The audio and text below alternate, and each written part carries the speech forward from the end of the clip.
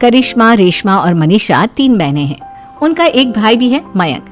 मयंक अपनी बहनों को बहुत प्यार करता है, लेकिन मयंक की पत्नी सविता इस मामले में मयंक से बिल्कुल ही अलग है।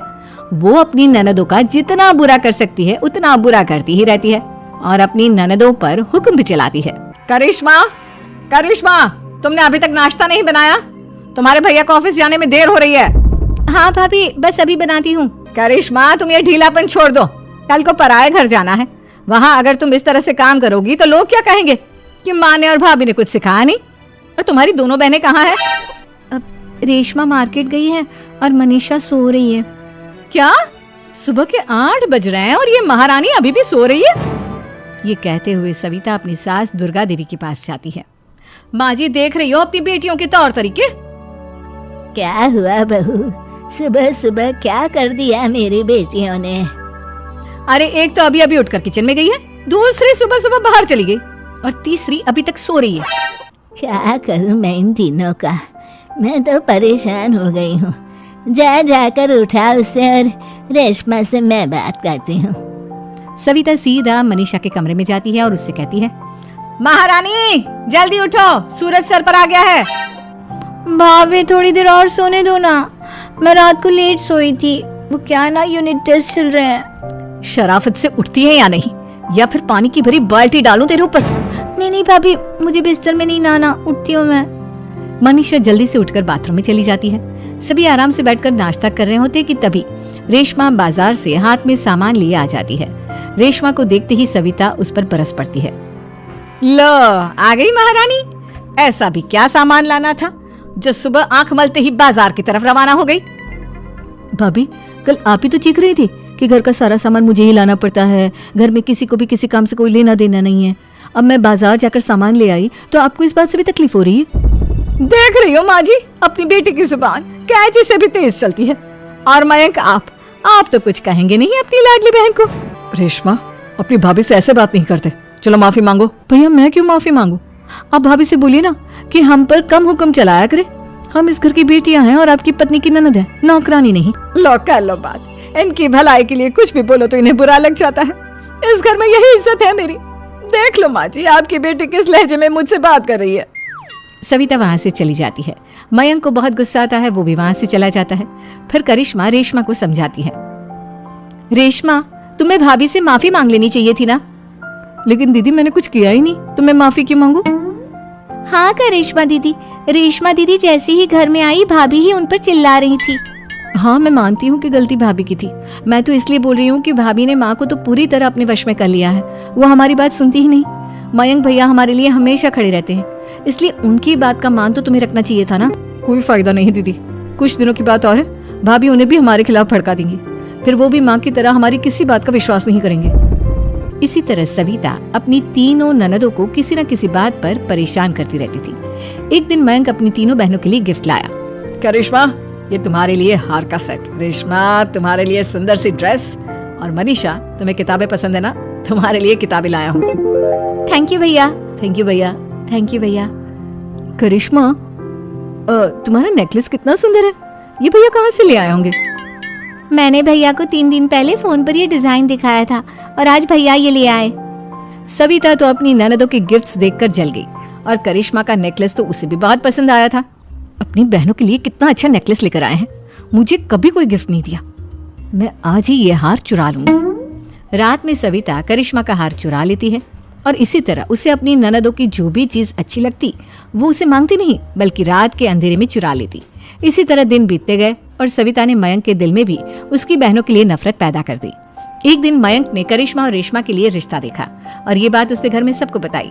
माँ, करिश्मा और रेशमा के लिए बहुत अच्छा रिश्ता आया है, वो लोग कल इन्हें देखने आ रहे हैं। आप और सविता मिलकर सारी तैयारी कर लेना। ये सुनकर करिश्मा और रेशमा खुश हो जाती हैं, लेकिन सविता सोचती है, अगर इन दोनों बहनों की शादी हो गई तो घर और बाहर का काम कौन करेगा? मनीषा तो 1 नंबर की कामचोर है, उससे तो किसी बात की उम्मीद लगाना ही बेकार है। मुझे इस शादी को रोकना होगा। अगले दिन सभी लड़के वालों के स्वागत की तैयारी करने में लगे होते हैं।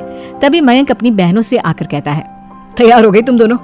देखो, दोनों लड़के बहुत अच्छे हैं, मैं कोई कसर नहीं छोड़ना चाहता, इसलिए तुम उनके सामने अच्छे से बिहेव करना और अपनी भाभी से लड़ने मत लग जाना। करिश्मा, तुम वो नेकलेस पहन लो ना जो मैं तुम्हारे लिए लाया था। भैया मैं बहुत देर से वो नेकलेस ढूंढ रही हूँ लेकिन मुझे मिल ही नहीं रहा। क्या तुमने नेकलेस खो दिया? तुम्हें पता भी है वो कितना महंगा था? तुम कोई काम ढंग से नहीं कर सकती। मयंक गुस्से में वहां से चला जाता है। थोड़ी देर बाद लड़के वाले भी आ जाते हैं। वो दोनों बहनों को पसंद कर लेते हैं और रिश्ता पक्का हो जाता है।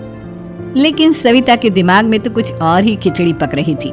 वो पंडित जी के पास करिश्मा की कुंडली लेकर जाती है और उन्हें पैसे देकर करिश्मा की कुंडली बदलवा देती है। जब लड़के वालों के पास करिश्मा की कुंडली जाती है तो वो दुर्गा को फोन करते हैं। बहन जी, हमने करिश्मा की कुंडली अपने पंडित जी को दिखाई थी। आपकी बेटी की कुंडली नहीं बल्कि दोषों का पिटारा है। देखिए, मैं और मेरे पति इन सब बातों में बहुत विश्वास करते हैं, इसलिए हम आपकी बेटी से अपने बेटे की शादी नहीं करा सकते। इस तरह करिश्मा का रिश्ता टूट जाता है और सभी घर वालों को बहुत दुख होता है। अब कविता सोचती है, चलो करिश्मा का तो रिश्ता टूट गया, अब रेशमा का भी रिश्ता तोड़ना है। क्या करूं क्या करूं? अब सविता आवाज बदलकर किसी अननोन नंबर से रेशमा के होने वाले ससुराल में फोन करती है। हेलो, मैं कौन हूँ कौन नहीं ये आपके लिए जानना जरूरी नहीं। बस इतना सुन लो कि रेशमा का 2 साल से किसी के साथ अफेयर चल रहा है। बस रेशमा का रिश्ता तोड़वाने के लिए सविता का इतना कहना काफी था। अब रेशमा का भी रिश्ता टूट गया। मयंक और दुर्गा देवी ने रेशमा को खूब खरी खोटी सुनाई और उससे बार बार उस लड़के के बारे में पूछने लगी। आप दोनों मुझे क्यों परेशान कर रहे हो? अरे कोई लड़का होगा मेरी लाइफ में तो मैं बताऊंगी ना। जब कोई है ही नहीं तो कहाँ से लाऊं मैं कोई लड़का? तो तेरे होने वाले ससुराल वालों को फोन किसने किया था? माँ मैं नहीं जानती किसने फोन किया था, मैं सच कह रही हूँ। मैं तो पहले ही कह रही थी इसकी लगाम खींच कर रखो, लेकिन मेरी सुनता ही कौन है। आप चुप रहिए भाभी, ये सब आपका ही किया धरा है। अब तीनों बहनों को विश्वास हो जाता है कि ये सब उनकी भाभी ही कर रही है। तीनों बहनें अपनी भाभी को सबक सिखाने के लिए एक वकील कर लेती है और घर में हिस्सा मांगना। देखो भैया, माँ बाप की जायदाद में जितना बेटों का हक होता है उतना ही बेटियों का, इसलिए इस घर के 4 हिस्से होंगे और हमें अपना हिस्सा चाहिए। मैंने तुम्हारे लिए क्या क्या नहीं किया और तुम इस घर में हिस्सा मांग रही हो? भैया, आप और माँ हम बहनों की कोई बात नहीं सुनते हो और भाभी हमारी शादी नहीं होने देगी क्योंकि उन्हें लगता है कि आप हमारी शादी में ज्यादा पैसा लगाओगे और उन्हें हम जैसी फ्री की नौकरानी कहाँ मिलेगी। तो हम भाभी के साथ तो रह नहीं सकते, हम बहनों को अपना हिस्सा चाहिए। अरे तुम्हें शर्म आनी चाहिए अपनी भाभी पर ऐसा इल्जाम लगाते हुए। वो तुम्हारे बारे में कितना सोचती है। हाँ माँ, भाभी हमारे बारे में बहुत सोचती है। दिन रात बस यही सोचती रहती है कि किस तरह से अपनी तीनों ननदों को परेशान करूं और कभी मुझे पढ़ने भी नहीं देती। दोनों बहनों का रिश्ता भी तो इन्होंने ही तोड़वाया है और रात में हमारे कमरे में आकर हमारी चीजें भी चुराती हैं। इसी तरह सविता की तीनों ननदें अपनी बात पर अड़ी रही। अब कोर्ट में तारीख भी शुरू हो गई। जब सविता को लगा कि उसकी तीनों ननद इतनी आसानी से नहीं मानने वाली, तो उसने अपने पति और सास को सारी सच्चाई बता दी और अपनी तीनों ननद से माफी मांगी। मयंक और दुर्गा को भी अपनी गलती का एहसास हो गया। अब सविता खुद करिश्मा और रेशमा के लिए अच्छा रिश्ता ढूंढती है और उनकी शादी करवाती है।